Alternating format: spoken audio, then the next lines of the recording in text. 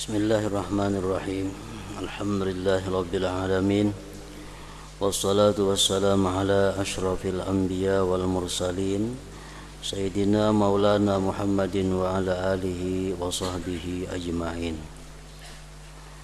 Qala al-musannif Hujjatul Islam Abu Hamid Muhammad bin Muhammad Al-Ghazali rahimahullah wa nafa'ana bi'ulumihi. Al-khamisatu rak'atani ba'dal wudu' mustahabbatani li'anna al-wudu'a qurbatun wa maqsudaha as-salatu wal ahdatsu 'aridatun. Li'anna al-wudu'a qurbatun wa maqsuduha as-salatu wal ahdatsu 'aridah. Fa rubbama yatra'u al-ahdatsu qabla salah fayantakidul wudu wa yadi'us sa'yu fal mubadaratu ila rak'ataini istifa'an li maqsudil wudu qabla al fawat wa urifa dhalik bi hadits Bilal idz qala sallallahu alaihi wasallam dakhaltul jannah fara'aitu Bilalan biha faqultu li Bilal bima sabaqtani ilal jannah faqala Bilal la a'rifu syai'an illa anni la uhdisu wudu'an illa usalli akibahu rak'ataini ila akhir. Makna daripada kalam al-Imam Al-Ghazali rahimahullah pasal mengenai salat sunat wudu.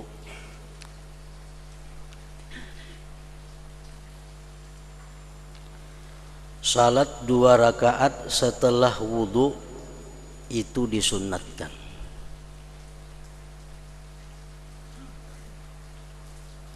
Baik niatnya usalli sunnatal wudu rak'ataini lillahi ta'ala atau sunat mutlak 2 rakaat boleh juga, atau sembahyang lain daripada sembahyang sunat wudu boleh juga. Pokoknya apabila kita berwudu dalam waktu nang kadalawas kita sembahyang, maka gugurlah sudah tuntutan melaksanakan sunat wudu itu.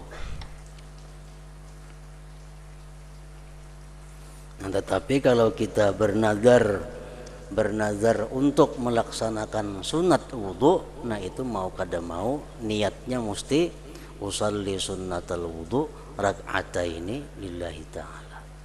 Umpamanya bernazar hendak sembahyang sunat wudu, nah itu niatnya kada kawan lain mesti usalli sunnatal wudu. Karena wudu adalah pendekatan kepada Allah dan tujuannya itu wudu adalah salat.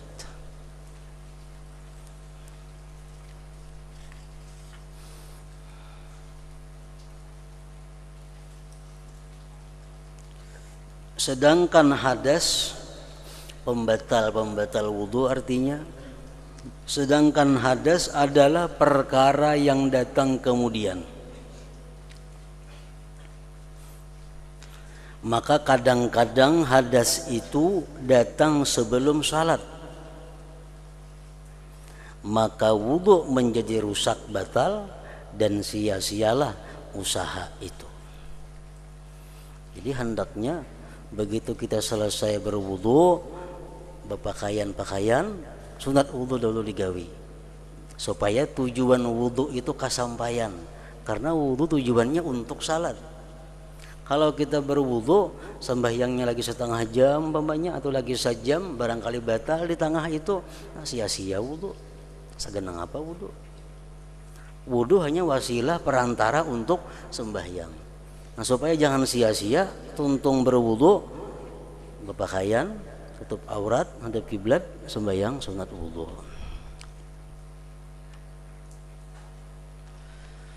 Maka bersegera kepada 2 rakaat itu adalah sebagai pemenuhan tujuan wudu sebelum keluputan.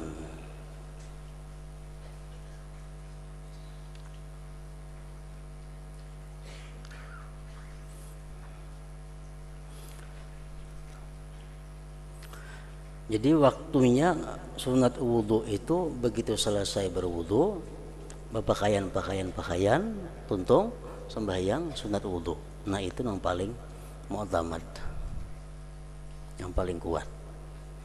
Ada lagi yang mengatakan bahwa waktu sunat wudhu itu habis kalau yang batal wudhu. Selama wudhu belum batal masih boleh sembahyang sunat wudhu. Ada juga pendapat demikian, namun itu pendapat lemah. Jadi mau kita berwudhu, pakaian, sembahyang. Kalau bersama dibawa makan, nah itu sudah habis waktu sunat wudhu. Habis sudah waktu sunat wudhu. Karena tergawe perbuatan lain, terhalang oleh perbuatan lain.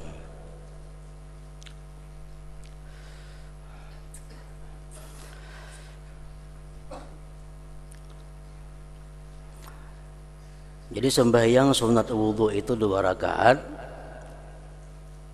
Oleh para ulama dijelaskan bahwa rakaat pertama bacaannya Fatihah, disambung ada ayatnya, walau annahum idz zalamu anfusahum ja'uka fastaghfirullaha wastaghfara lahumur rasul lawajadullah tawwabar rahimah.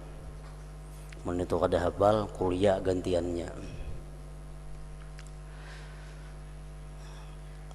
Rakaat yang kedua Fatihah, ada juga ayatnya wa may ya'mal su'an aw yazlim nafsa summa yastaghfirillah yajidillaha ghafurar rahimah. Kada hafal itu qul huwallahu ahad.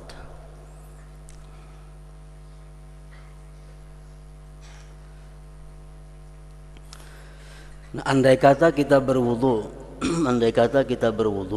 lalu masuk masjid, nang mana nang kita perbuat sembahyang sunat wudu kan nang bagus, atau tahiyatul masjid kah berdahulu, atau diimbayakan kedua-duanya, atau cukup sebuting aja. Ada yang berpendapat kalau kita masuk masjid, baudu, tuntung baudu, masuk masjid, sembahyang tahiyatul masjid mencakup sudah sunat wudu, di dalamnya. Atau kita masuk masjid sembahyang sunat wudu mencakup di dalamnya tahiyatul masjid. Cuman yang paling baik masuk masjid tahiyatul masjid dahulu 2 rakaat, hanya sunat wudu 2 rakaat. Itu yang paling baik. Tahiyatul masjid 2 rakaat, hanya sunat wudu 2 rakaat. Ada lagi 4 rakaat sekaligus niatnya 2. Usalli 4 rakaatin atau usalli tahiyatul masjid wa sunatul wudu 4 rakaat lillahi ta'ala. Aku sembahyang tahiyatul masjid dan sunat wudu 4 rakaat karena Allah Ta'ala. Nah kedua-duanya termasuk di situ, ada juga. Cuma di antara sekian banyak pendapat khilaf tadi, yang diutamakan di situ adalah masuk masjid tahiyatul masjid, hanya 2 rakaat pulang sunat wudu. Nah itu yang paling baik.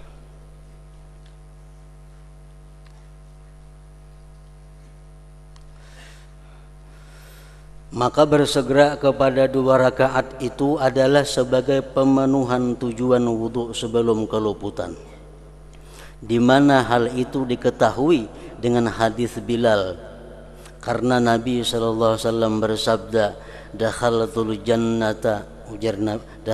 jannata fara'aitu Bilalan fiha faqultu li Bilalin bima sabaqtani ilal jannah faqala Bilal la a'rifu syai'a illa anni la uhditsu wudu'an illa usalli aqibahu rak'ataini. Artinya ujar Bilal, ujar Nabi kita, saya masuk surga lalu saya melihat Bilal ada padanya, maka saya berkata kepada Bilal, dengan apakah kamu mendahului saya ke surga? Lalu Bilal menjawab, saya tidaklah mengetahui sesuatu melainkan tidaklah saya membaharui wudu melainkan setelahnya saya salat 2 rakaat. Nah, jadi ini amalan Bilal. Amalan Bilal sambil berwudu sembahyang 2 rakaat, berwudu sembahyang 2 rakaat, berwudu sembahyang 2 rakaat. Dan sembahyang sunat wudu ini sudah dijelaskan pada minggu dahulu, boleh kita laksanakan kapan aja waktunya. Baik imba asar, baik imba subuh, baik terbenam matahari, baik tergelincir matahari. Sembahyang sunat wudu itu boleh dilakukan kapan aja. Kenapa? Karena sembahyangnya punya sebab sebelumnya, yaitu wudu tadi sebabnya.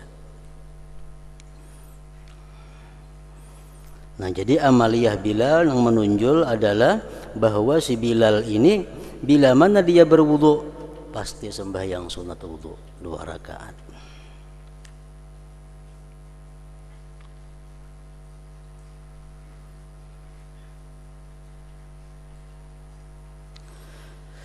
Pasal salat 2 rakaat ketika masuk rumah dan ketika keluar rumah.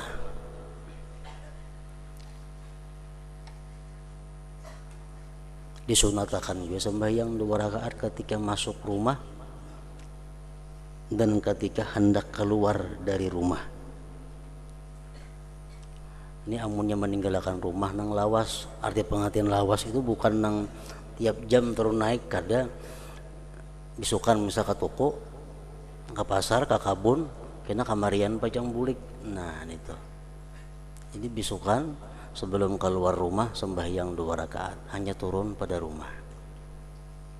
Kayaknya buliknya sampai di rumah sembahyang pulang 2 rakaat. Itu sunat juga.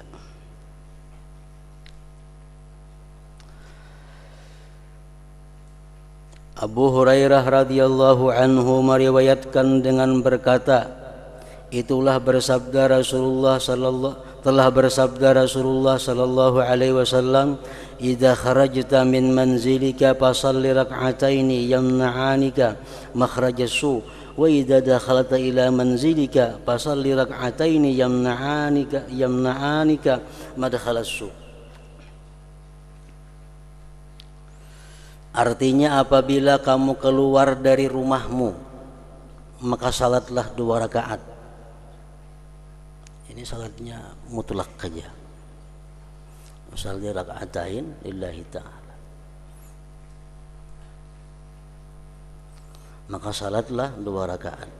Yang menjauh, yang mencegahmu akan keluarnya kejahatan. Dan apabila kamu masuk rumahmu maka salatlah 2 rakaat yang mencegahmu dari masuknya kejahatan.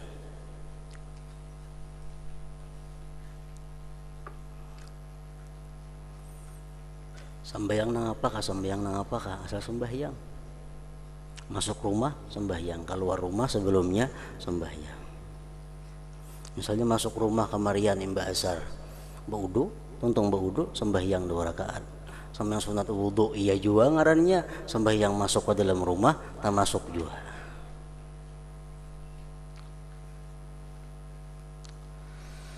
Di dalam pengertian ini adalah seluruh urusan yang ia baru mulai dari apa yang ia lakukan.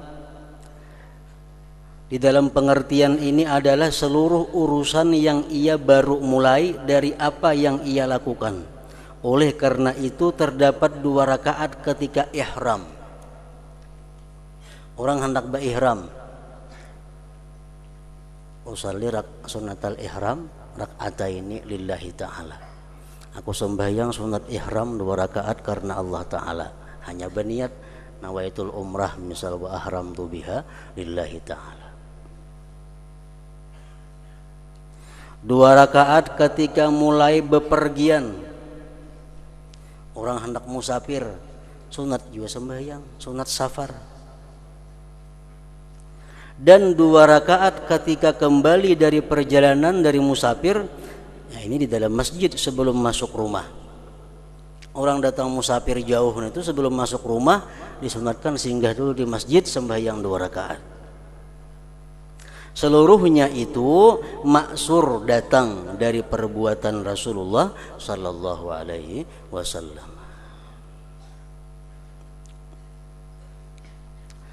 Sebagian sholihin apabila makan satu kali ia salat 2 rakaat. Mbah makan sembahyang 2 rakaat. Sembahyang sunat mutlak aja, bukan sunat makan, enggak ada, sembahyang sunat mutlak. Sebagai bentuk pensyukuran kepada Allah atas anugerah makanan itu. Bayang.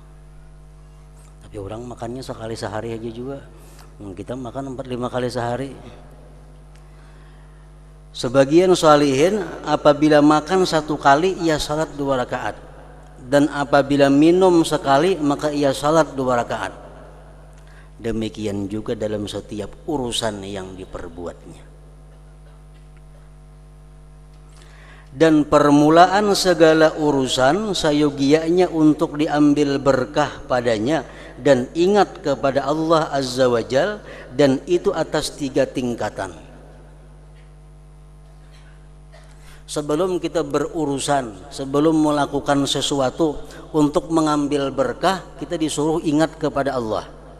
Nah, cara ingatnya kepada Allah itu macam apa? Ada 3 tingkatan.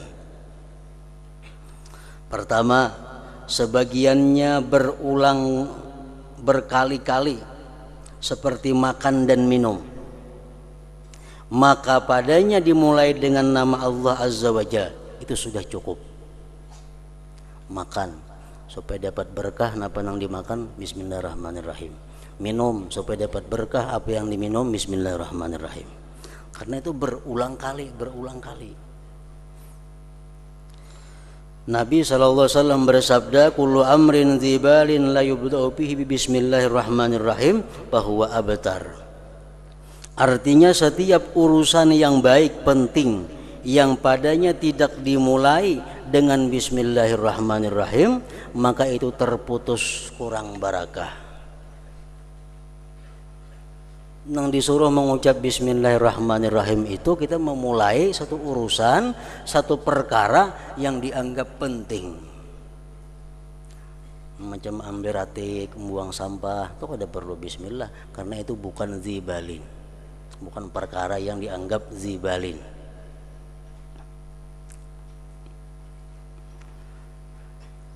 Nah, perkara yang dilakukan berulang-ulang cukup dengan bismillahirrahmanirrahim. Dimulai dengan bismillahirrahmanirrahim. Yang kedua, sesuatu yang tidak sering berulangnya dan baginya berkesan.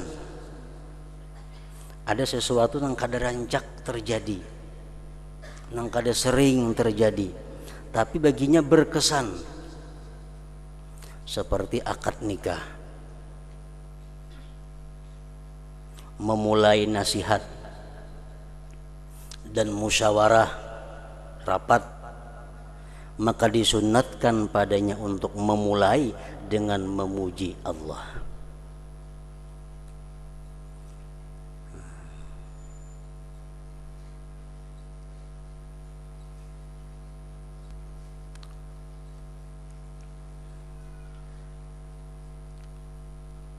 Mulai bernasihat sebelum membuka musyawarah,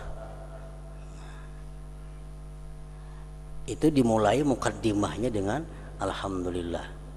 Nah, khatib di mimbar itu adalah bismillah. Kada sunatnya bismillah, langsung aja alhamdulillah. Nah, karena ini kada berulang-ulang hari-hari, kada berulang-ulang dan berkesan. Orang yang mengawinkan baik pangulo baik kuitannya berkata alhamdulillah wassalatu ala rasulillah sallallahu alaihi wasallam, adalah bismillah. Kada dahulu bismillahirrahmanirrahim, kada ada. Karena kada disuruh bismillah di situ. Alhamdulillah wassalatu ala rasulillah sallallahu alaihi wasallam, zawwajtuka ibnati. Artinya segala puji bagi Allah, semoga rahmat dilimpahkan atas Rasulullah sallallahu alaihi wasallam, saya kawinkan kamu dengan anak perempuanku. Nah, itu biasanya. Orang yang menerima, si lelakiannya menjawab, alhamdulillah, wassalatu ala rasulillah sallallahu alaihi wasallam, qabiltun nikah. Segala puji bagi Allah, semoga rahmat dilimpahkan atas Rasulullah sallallahu alaihi wasallam, saya terima pernikahannya.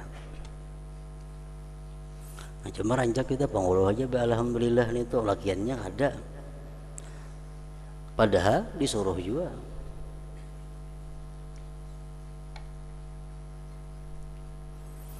Jadi bukan hanya pengulo, bukan hanya kuitannya nama mengucap alhamdulillah salawat, tapi laki-lakinya pun sebelum ulun terima itu alhamdulillah wassalatu wassalamu ala rasulillah sallallahu alaihi wasallam, ulun terima menikahi, nah macam itu maka.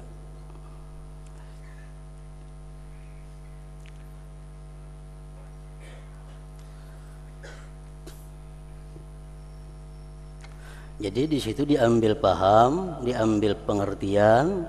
Kalau si laki-laki ini tuh lambat menjawab ulun terima tuh, tak lambat menjawab ujar pengulo 50.000 rupiah, tak lambat inya menjawab, tapi lambatnya itu masih sedikit ketimbang inya mengucap alhamdulillah wassalatu ala rasulillah sallallahu alaihi wasallam, ulun terima. Nah, namun itu aja sekadar lambatnya, kada usah diulangi nikahnya. Kecuali lambat bener ha, 50.000 rupiah gana hanya ulun terima, nah hanya itu diulangi. Amun lambatnya itu kada sampai masaknya dengan perbandingan orang mengucap alhamdulillah wassalatu wassalam ala rasulillah sallallahu alaihi wasallam, ulun terima, masih sah aja lagi itu.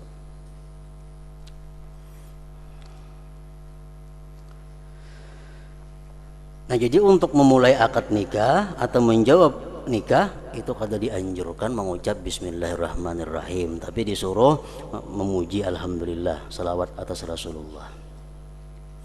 Adat para sahabat radhiyallahu anhum pada memulai penunaian risalah, nasihat dan musyawarah adalah mendahulukan tahmid, pujian bagi Allah.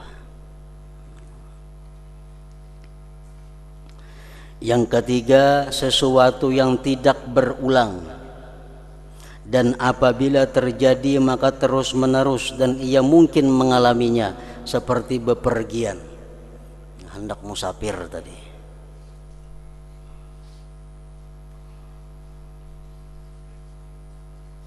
membeli rumah baru, ihram, dan sesuatu yang berlaku pada tempatnya seperti ihram misalnya, maka disunatkan mendahulukan 2 rakaat atasnya.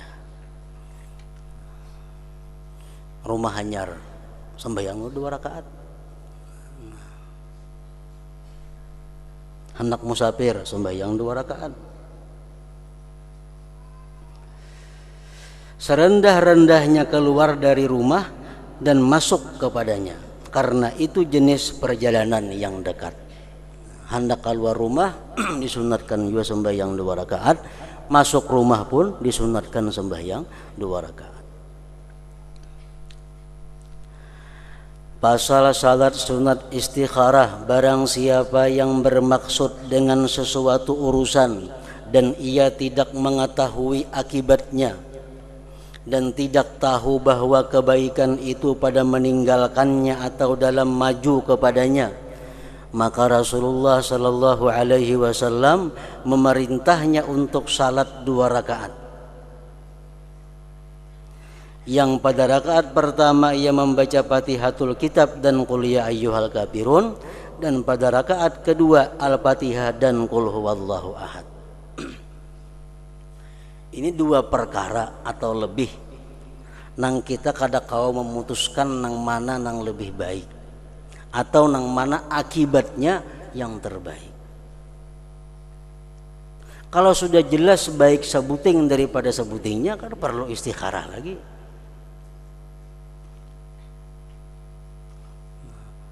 Nang disuruh istikharah ini nang kita kada tahu baiknya mana antara dua ini. Misalnya hendak berdagang pancarikinan kah, hendak berdagang baju jadi kah, nah itu kada tahu, nanti istikharah. Amun baiknya aku baik membaca Quran kah, baik ke pasar kah, kada perlu istikharah itu, jelas sudah baik membaca Quran.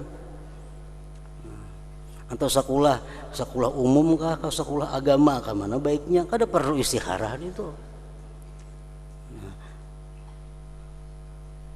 Istikharah disuruh apabila kita kada kau membedakan, kada tahu akibat apa yang akan terjadi dari keputusan yang kita ambil itu.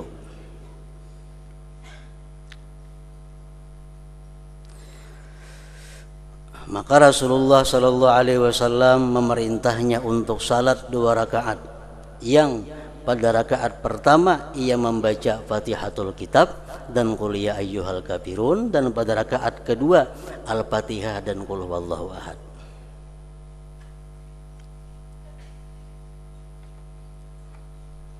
Ini usalli sunnatal istikharah.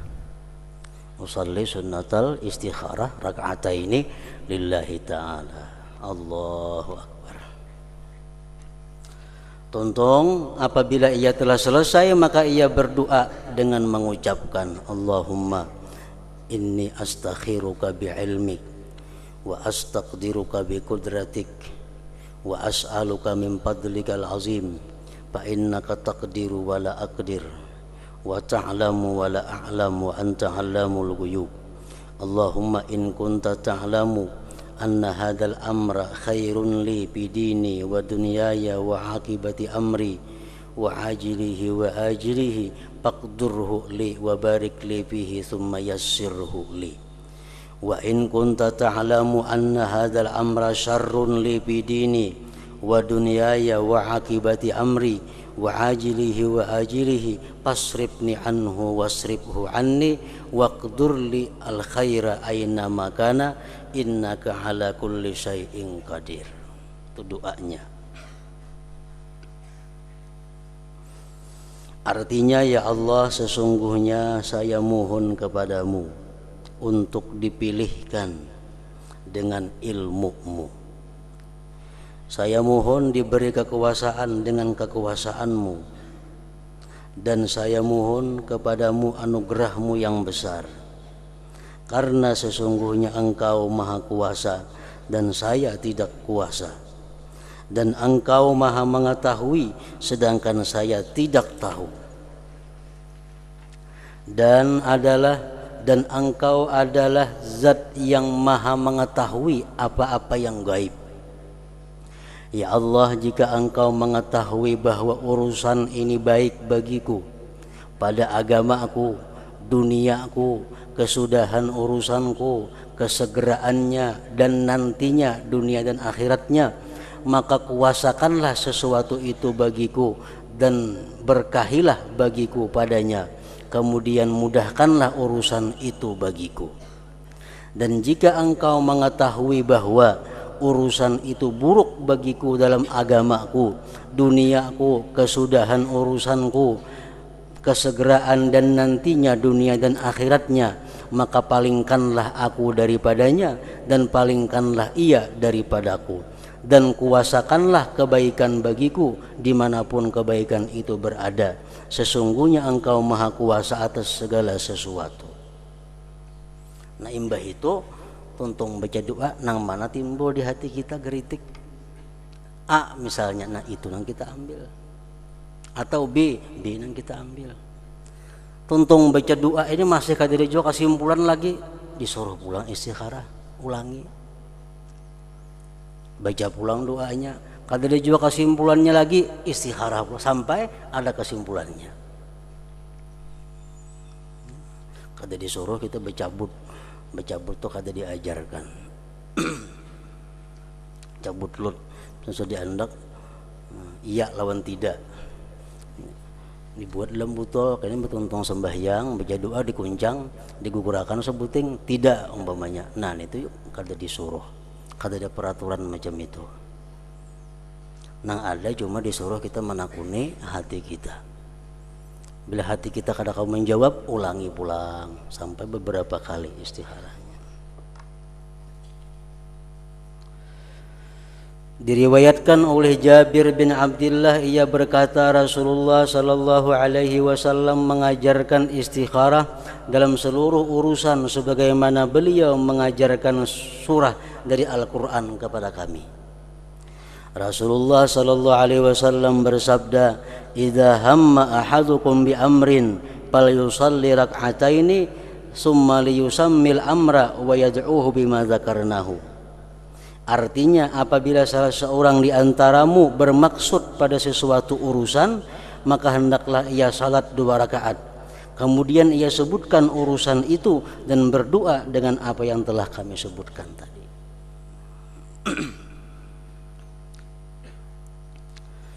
Sebagian hukama berkata, barang siapa yang diberikan 4 hal, maka ia tidak terhalang dari 4 hal. Siapa diberi Allah 4 perkara, maka dia tidak terhalang untuk mendapatkan 4 perkara yang lainnya.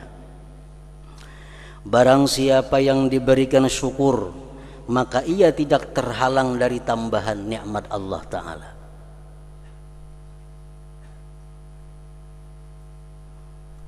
Orang yang mensyukuri nikmat Allah pasti ditambah oleh Allah. Pasti ditambah oleh Allah. Barang siapa yang diberikan tobat, maka ia tidak terhalang dari diterima. Dalam hati nih ada geritik, ada dorongan untuk bertobat kepada Allah. Nah, itu artinya sinyal dari Allah supaya kita bertobat, karena Allah membuka pintu tobat bagi diri kita. Bila dalam hati kita ada geritik untuk bertobat, tobatnya saat itu Allah menerima tobatnya. Nah, bila dalam hati kita ada geritik untuk tobat kepada Allah, tapi kada dilayani, hatinya sudah mendorong sadang tobat, kaina. Kayaknya kada mau datang lagi dorongan itu. Bila timbul ada geritik hati, suruhan untuk aku ini sadang bertobat, tobat ya saat itu Allah menerima, karena saat itu Allah membuka pintu tobat kepada kita.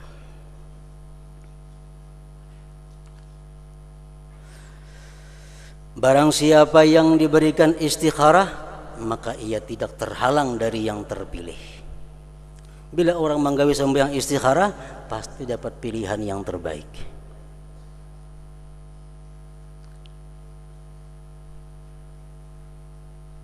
Dan barang siapa yang diberikan musyawarah, maka ia tidak terhalang dari kebenaran. Orang tuh akun bermusyawarah, pacang bujur tuh orang tuh artinya.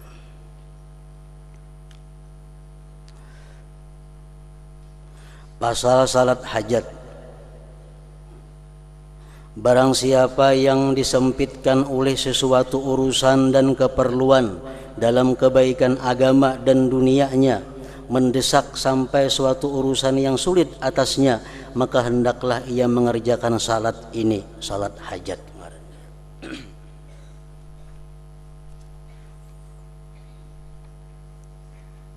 Usalli sunnatal hajah. Aku sembahyang sunat hajat.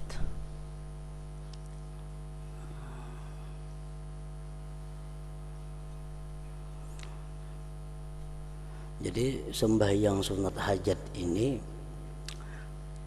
harus terencana. Kada kawa dadakan. Mendadak na sembahyang hajat. Misalnya melihat orang sembahyang hajat, umpat sembahyang hajat, kada mau. Aturan orang sembahyang hajat itu, kita ini ada hajat kepada Allah sesuatu misalnya. Nah, lalu kita berwudu dengan sebaik-baik wudu. Segala yang sunat wudu kita laksanakan, segala yang makruh wudu ditinggalkan. Isbagul wudu, asbigil wudu, ujar Rasulullah, sempurnakan wudu dulu. Nah, jadi artinya dorongan sembahyang hajat itu mulai belum berwudu sudah ada.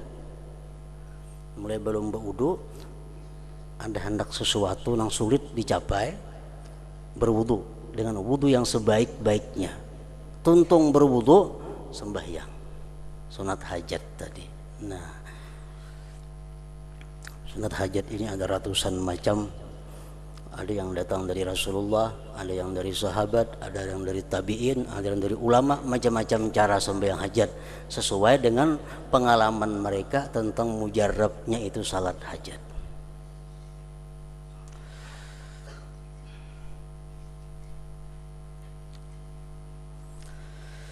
Telah diriwayatkan dari Wuhaib ibnul Wardi bahwasanya ia berkata, sesungguhnya sebagian doa yang tidak tertolak adalah seorang hamba salat 12 rakaat.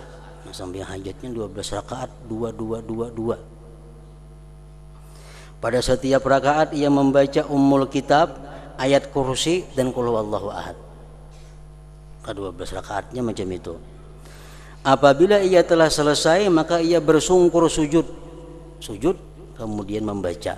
Hafal maka bacaannya sujud, Bang.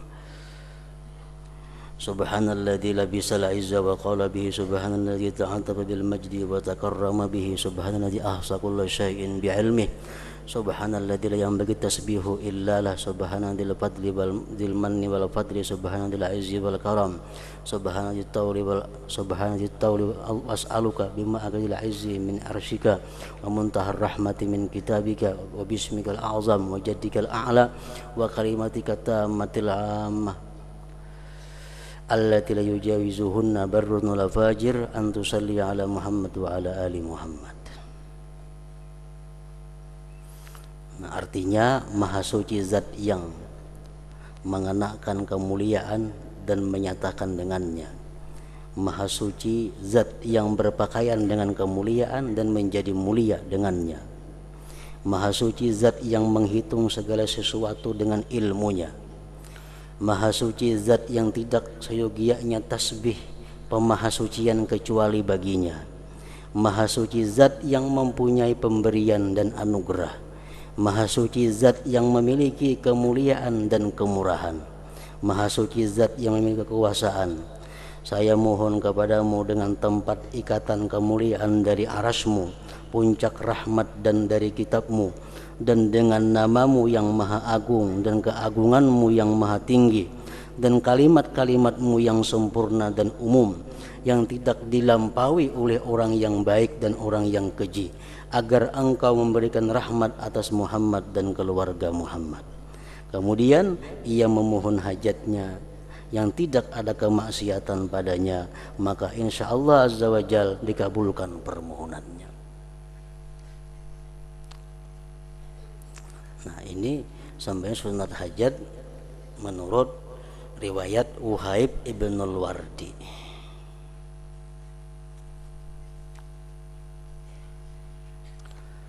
Wuhaib berkata, telah sampai kepada kami bahwasanya dikatakan, janganlah kamu ajarkan doa itu kepada orang-orang bodohmu, maka mereka tolong menolong dengannya untuk maksiat terhadap Allah Azza wa Jalla. Sembahyang hajat yang paling nyaman, yang paling ringkas dari Rasulullah sallallahu alaihi wasallam, sembahyang hajat nang bacaannya rakaat pertama Fatihah lawan ayatul kursi. Jadi di situ kada bismillah lagi, mahwaladhdallin amin. Allahu la ilaha illa huwal hayyul qayyum la ta'khudhuhu sinatun wa la naum. Rakaat yang kedua Fatihah lawan amanar Rasul. Yang bismillah juga langsung aja waladhdallin amin amanar Rasul. Sujud terakhir kada panjang, biasa aja. Subhanallah a'la 3 kali. Sujud akhirnya kada panjang, biasa. Nah, yang betuntong kena sembahyang itu hanya berdoa. Doanya pun yang diajarkan oleh Nabi juga. Allahumma ya mu'nisa kulli wahid wa ya sahiba kulli farid wa ya qariban ghaira ba'id wa ya syahidan ghaira ghaib wa ya ghaliban ghaira maghlub ya hayyu ya qayyum ya dzal jalali wal ikram. Nah, terusnya. Nah, itu doanya. Ada panjang juga doanya. Nah, itu sembahyang hajat yang paling inting dan dari Rasulullah. Jadi bagi orang-orang yang menjalani jalan Allah, sembahyang hajat ini diperlukan setiap malam.